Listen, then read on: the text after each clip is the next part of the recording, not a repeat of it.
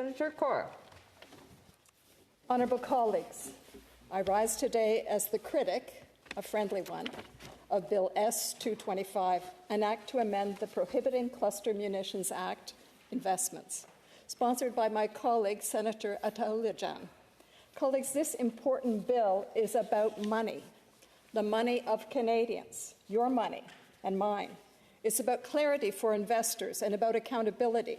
It's a bill about limiting and ultimately eliminating the horrific damage, mostly to civilians, done by a certain class of weapons.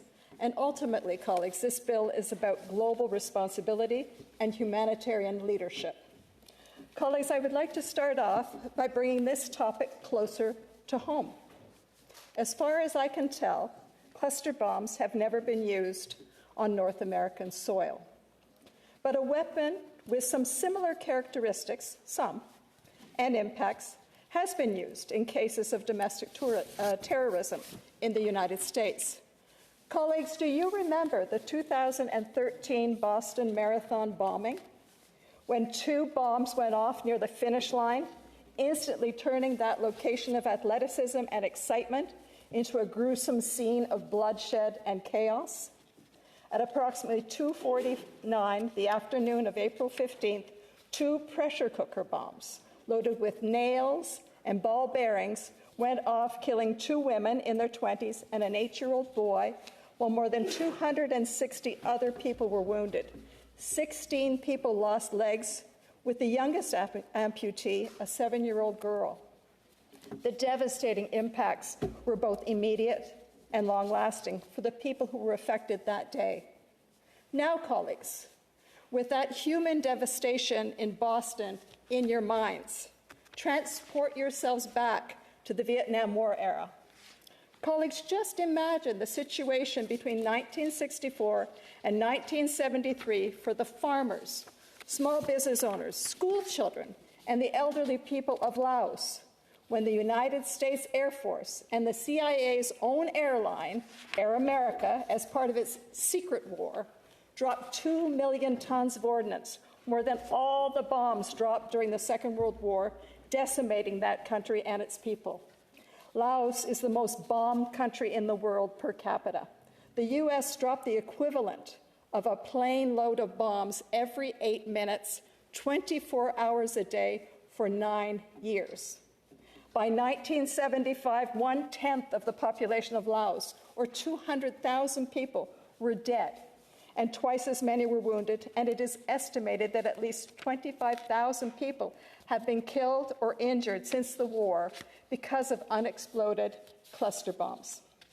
People trying to eke out a living in their rice fields, or children innocently playing with these shiny objects. A cluster munition, colleagues, is a container filled with small sub-munitions. The container may be a shell, a rocket, missile, or another device. It's dropped from aircraft or fired from the ground. It opens up in the air and releases a carpet of sub-munitions over a large area. The sub-munitions, or bomblets, are often the size of a tennis ball and are actually fairly similar to those pressure cooker bombs used in Boston, in that they are packed with more than 300 pieces of metal designed to destroy human targets. The blast of one submunition can cause deadly shrapnel injuries in a 65-foot radius and injure anyone within a 328-foot radius. Colleagues, we now have documented cases of cluster munitions being used by the Russians in their war in Ukraine, including shelling of a railway station in Kramatorsk, killing at least 50 civilians, including children, and injuring many more. Photos from Ukraine indicate that unexploded submunitions now contaminate residential areas of Kharkiv, shopping mall parking lots, city streets, and residential areas are now contaminated with these deadly unexploded weapons. In the 2020-2021 period, cluster munitions were used in Syria and by Armenia and Azerbaijan in the conflict in Nagorno-Karabakh.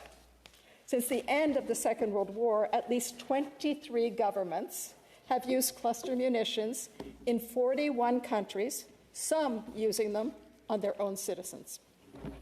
The U.S. has used cluster munitions in Cambodia. I mentioned Laos.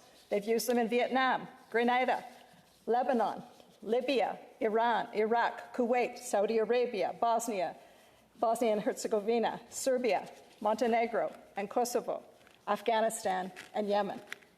In addition to using them in Ukraine, Russia has used cluster munitions in Chechnya, Afghanistan, Georgia, and Syria. There are 16 countries, colleagues, that produced cluster munitions, including the US, China, Russia, Iran, Israel, and North and South Korea. Colleagues, with that background and context on cluster munitions, let's turn our attention to Canada and to this bill, Bill S-225. Canada participated in the Oslo process that produced the Convention on Cluster Munitions and advocated for strong provisions on victim assistance and on international cooperation and assistance. The process and the substance of the Convention were modeled on the Ottawa Convention that banned anti-personnel landmines in the late 1990s. That was a significant international diplomacy achievement for our country, Canada. Canada signed the Convention on Cluster Munitions on December 3, 2008, and ratified it on March 16, 2015, with it coming into force that September. The Convention prohibits the use, production, transfer, and stockpiling of cluster munitions. It also requires the destruction of stockpiled cluster munitions within 8 years, clearance of cluster munition remnants within 10 years, and assistance to victims, their families, and affected communities. The Convention on Cluster Munitions has a total of 110 state parties, as well as 13 signatories, which have yet to ratify it. Canada has never produced, nor has it used cluster munitions, although we did purchase them.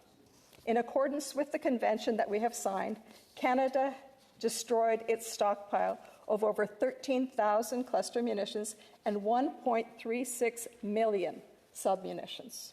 Colleagues, the bill we have before us today is a bill which would amend Canada's Prohibiting Cluster Munitions Act. When Parliament passed Bill C-6 in 2014, there was much criticism from a number of MPs, senators, and from Canadian and international expert civil society organizations. The International Committee to Ban Landmines and Cluster Munitions called it the worst legislation of any state party to that convention. Colleagues, critics have found Canada's legislation to be flawed on two counts. Firstly, critics said then, and they still assert now, that Canada's cluster munitions law allows for Canada to participate in military operations where cluster munitions are used with other countries which are not signatories to the Cluster Munitions Convention, including the United States, a close ally of ours. This is something known as military interoperability. Observers indicated that there had been a long, drawn-out interdepartmental battle, largely between the then Department of Foreign Affairs and International Trade and the Department of National Defense, and that a political decision was taken supporting DND's position on this provision in the law, which ultimately passed on November 6, 2014. So that's the first area of concern. But that's not what this bill is about. The second area of concern related to our existing cluster munitions law is the omission of a clear and explicit, and I underline that, explicit, provision for prohibiting Canadian investment in companies manufacturing cluster munitions or their components.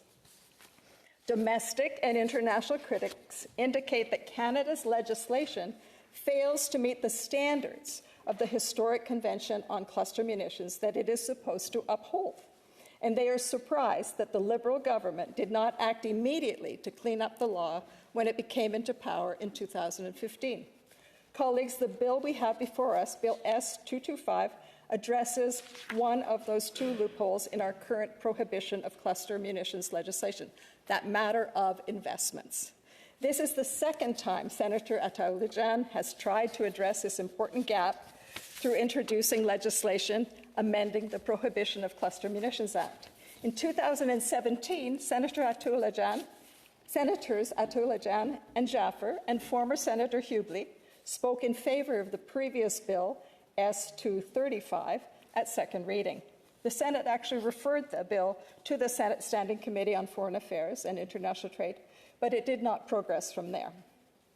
Colleagues, as stated so clearly by our colleague Senator Atulajan in her recent second reading speech, Bill S-225 aims to bring the Prohibiting Cluster Munitions Act in line with the spirit of the Convention.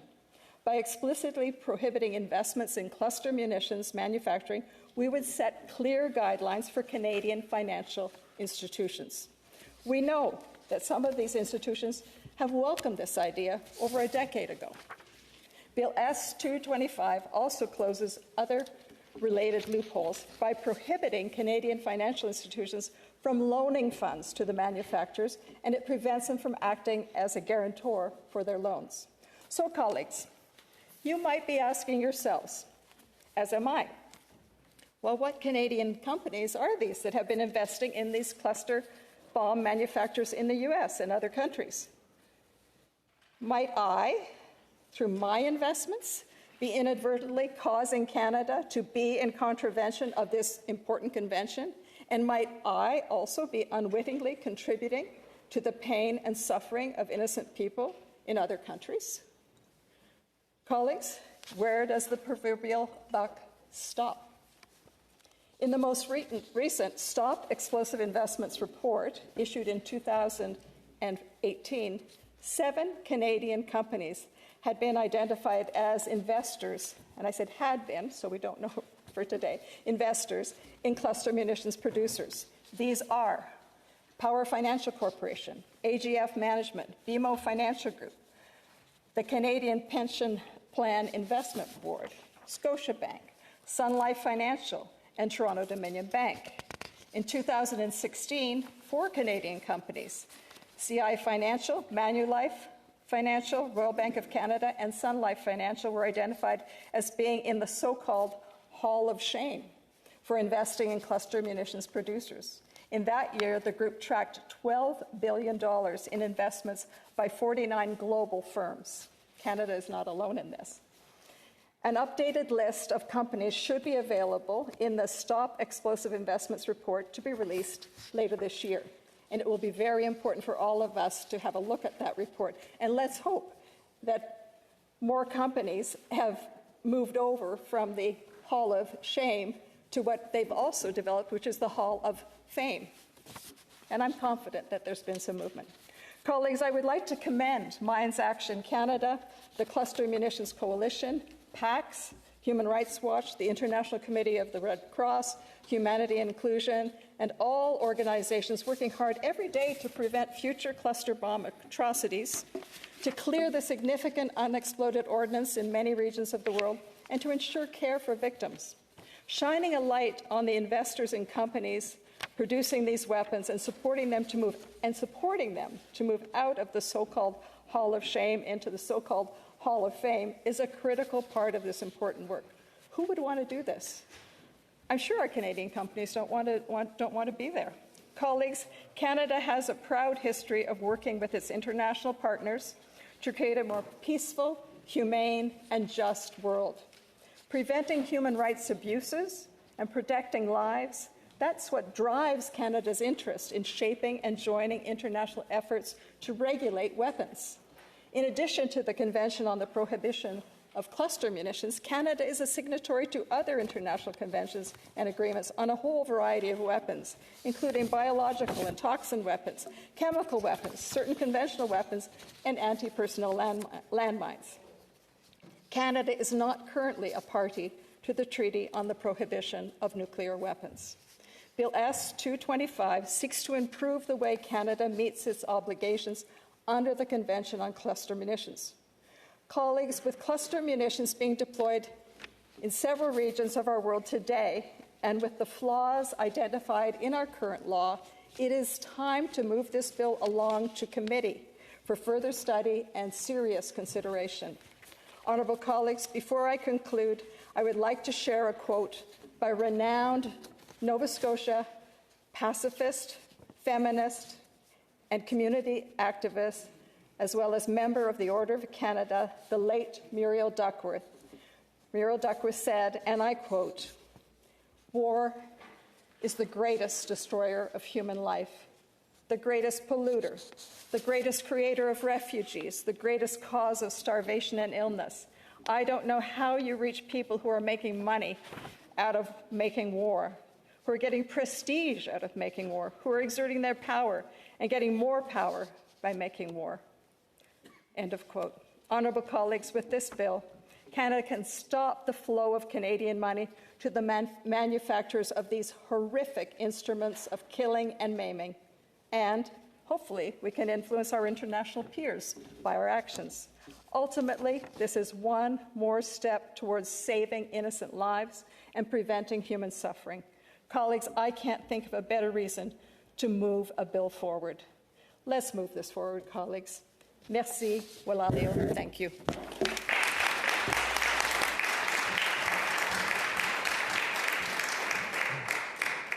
Senator Dow.